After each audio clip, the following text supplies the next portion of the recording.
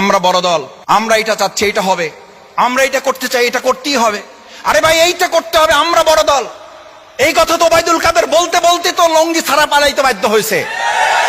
এই কথা বলতে বলতে তো শেখ হাসিনা তার পরিবার ছাড়া আর কাউকে নিতে পারে নাই। জামাত ইসলামীকে আবার নতুন করে জেল জুলুম নির্যাতন হামলা মামলা রক্তচক্ষু দেখাচ্ছেন। স্পষ্ট ঘোষণা দিয়ে দিচ্ছে, ত্যাগের রাজনীতির জন্য যাদের জন্ম হয়েছে, নির্যাতন হামলা মামলা গুলি রক্তচক্ষু দেখে জামাত ইসলামীকে এক সেকেন্ডের জন্য স্তব্ধ করা যাবে না। যে যত বড় দল তত বড় চাঁদাবাজিতে ব্যস্ত হয়ে পড়েছে, যে যত বড় দল সে তত সন্ত্রাসে নিজেকে জড়িয়ে ফেলে আত্মতৃপ্তির ঢেকুর গেলে বলছেন আমরা বড় দল, আমাদের কিছু সমস্যা থাকবে। এই দেশ পরিবর্তনে আপনারা সবচেয়ে বড় বাধা জনগণের কাছে। এটা কি করে একটা দল বলে আমি মাথায় আসে না। টকশোতে টেলিভিশনের সামনে আত্মতৃপ্তির সাথে আমি বলছি, আমার পাশে বসে সহ আলোচক ব্যর্থহীন কণ্ঠে বলছে, তার কোনো অনুতপ্ত নাই, কোনো অনুশোচনা নাই, কোনো প্রতিক্রিয়া নাই। তার প্রতিক্রিয়া হচ্ছে আমরা বড় দল, আমাদের বড় সমস্যা, আমাদের বড় কোনাকুনি, আমাদের বড় হাজার হাজার লোক আমাদের বহিষ্কার হবে।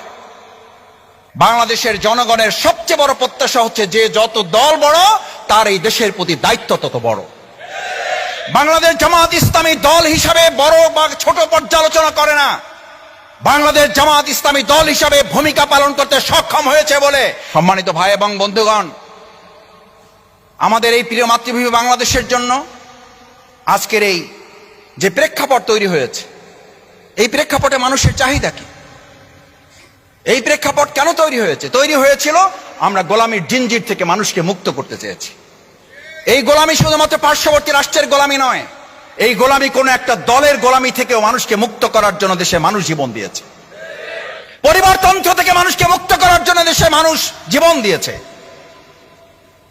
কিন্তু এখন আমরা শুনি আমরা বড় দল, আমরা বড় দল। এই কথা আমি বললে তা আমরা তাহলে ছোট সময় কি কবিতা পড়ছি, কবিতার লাইন চেঞ্জ করতে হবে। ওই কবি জীবিত থাকলে তাকে তো এখন ওই কবি বলতো ভাই আমি ভুল করছি।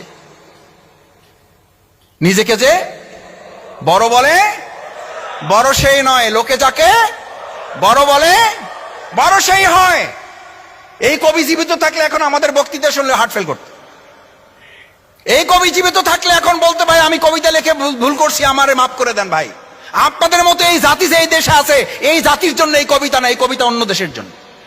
মাপ চাইতো না। কি অদ্ভুত একটা ব্যাপার। আমরা বড় দল, আমরা এটা চাচ্ছি, এটা হবে, আমরা এটা করতে চাই, এটা করতেই হবে। আরে ভাই এইটা করতে হবে, আমরা বড় দল। এই কথা তো ওবায়দুল কাদের বলতে বলতে তো লঙ্গি ছাড়া পালাইতে বাধ্য হয়েছে। এই কথা বলতে বলতে তো শেখ হাসিনা তার পরিবার ছাড়া আর কাউকে নিতে পারে নাই। এই পরিবারতন্ত্র আমাদেরকে কথা শিক্ষা দিয়েছে। এরপর পরিবারতান্ত্রিক একটা ব্যবস্থায় দেশ কিভাবে পরিচালিত হয়। যেই শেখ হাসিনা 3 দিন আগে তার পরিবারকে ক্ষুদ্র মেসেজ দিছে না দেয় নাই? কি মেসেজ দিছে? যে তোমরা ছাড়া বাকি কে কোথায় যাবে ওই ডোন্ট কেয়ার দেয়ার, আমি এটা পরোয়া করি, এটা নিয়ে চিন্তা আমার দরকার নাই, তোমরা পালাও। পরিবারতন্ত্রের রাজনীতি আগামী দিনেও যদি আমি করি তাহলে আমাকে মনে রাখতে হবে ওই পরিবার আমাকে ফালিয়ে এই জনগণকে ফেলে রেখে তারাও হয়তো পালিয়ে যাবে। কারণ ওটা পরিবারতন্ত্রের রাজনীতি, ওটা জনগণের রাজনীতি নয়।